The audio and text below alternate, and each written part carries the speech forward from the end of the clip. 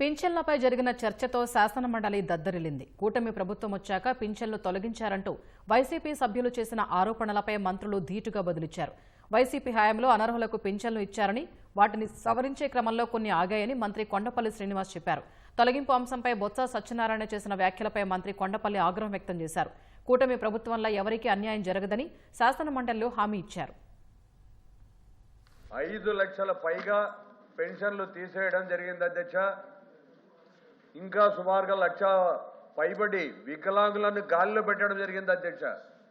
భర్త చనిపోయిన వాళ్ళు ఎప్పుడెప్పుడు వస్తుందా, పెన్షన్ ప్రభుత్వం ఎప్పుడు ఇస్తుందా అని ఎదురు చూస్తున్నా 2 సంవత్సరాలు కావస్తుంది అధ్యక్ష.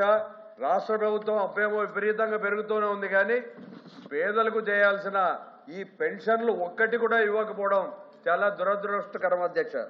దయచేసి మంత్రి గారు పెన్షన్లు తీసేయలేదని చెప్పడం చాలా బాధాకరం. మీరు స్పష్టతను ఇవ్వాల్సిన అవసరం ఉంది. 61 లక్షల పైచులకు మేము డబ్బులు ఇస్తే 59 లక్షల మంది తీసుకుంటారని వాళ్లే చెప్పే పరిస్థితి ఉందంటే ఇది ఎంత మటుకు ఒకసారి ఆలోచన చేయాల్సిన అవసరం ఉంది.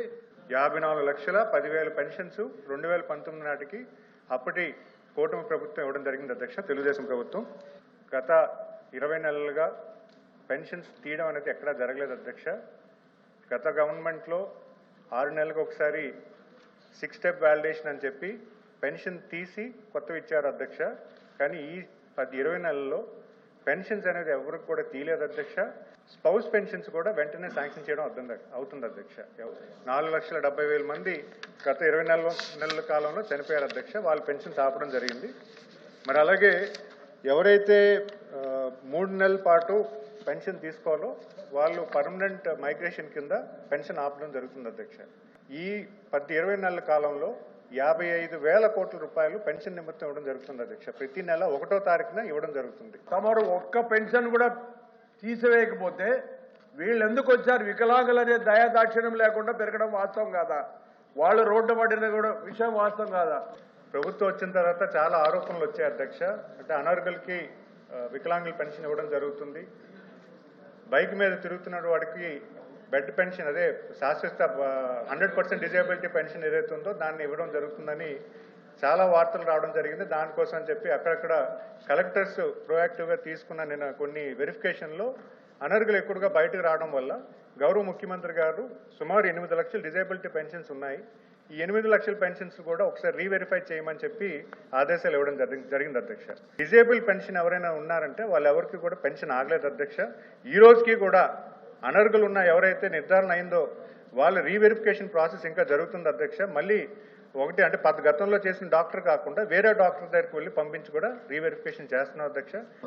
సూటిగా అడుగుతున్న ప్రశ్న ఏంటంటే, వితంతు అంటే అర్థం ఏంటంటే భర్త చనిపోతే ఆ భార్యని వితంతు అనేది మన వితంతు పెన్షన్కి రెఫ్రిషన్. అది ఆ భర్తకు వచ్చే పెన్షన్ ఉన్న భార్య చనిపోతే ఇస్తున్నామే. అంతకుముందు ఒక 18 నెలల కాలంలో లేదా 16 నెలల కాలంలో చనిపోయిన భార్యలు ఎంతమంది ఉన్నారు? భర్త చనిపోయిన భార్య ఎంతమంది? ఆడికి ఎవరికైనా పెన్షన్ ఇచ్చారని సూటిగా అడుగుతున్నాడు. గడిచిన 20 నెలల్లో ఎవరికి కూడా పెన్షన్ అనేది ఆపకుండా అందరికీ కూడా ఇవ్వడం జరుగుతుంది అధ్యక్ష. 2014-19లో ఒక పవర్టీ లైన్ ఉన్నటువంటి ఫ్యామిలీ ఏదనంటే ఒక వైట్ కార్డ్ ఉన్నటువంటి ఫ్యామిలీ, వైట్ కార్డ్ హోల్డర్కి పెన్షన్ ఎలిజిబిలిటీ ఉండేది అధ్యక్ష.